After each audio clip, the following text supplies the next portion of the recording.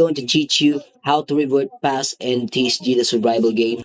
Yung mining mo ay nasa 23 na at yung woodcutting mo ay nasa 25. So, ito lang yung medyo mahirap-hirap mong magagawa sa entire game.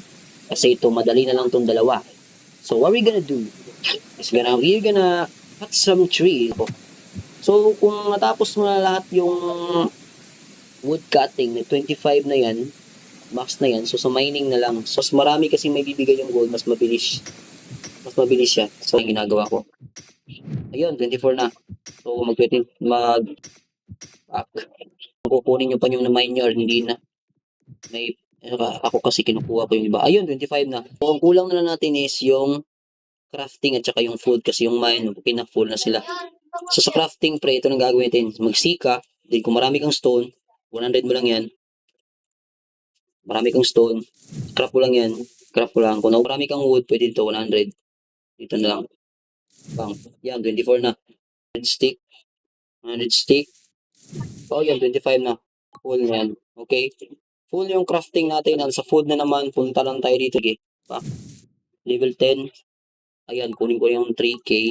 Okay, ulitin ko yung sa food level. Hindi na record, hayop. So, naman dito siguro na wala na lahat kasi nakapag-revert na ako tapos hindi ko alam na post na pala yung video.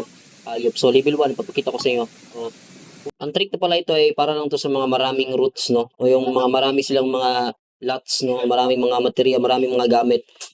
No? Ang trick lang ito na sinishare ko. Mas mabilis to. Pero kung kulang ka, wala ka ng mga supplies, pareha lang sa akin, madami akong mga supplies. Lobster, pwede rin to pre, kunin mo yung 3K. Fishmonger. Then, hanapin mo yung whale or yung lobster. Level 1 nyo to, pagkita ko sa inyo. Level 1 yung food natin para mabilisan. So, lobster, kaya to 1,000 natin agad. Boom. Yan, level 14 na agad. Then, boom. Level 20 na agad. Boom.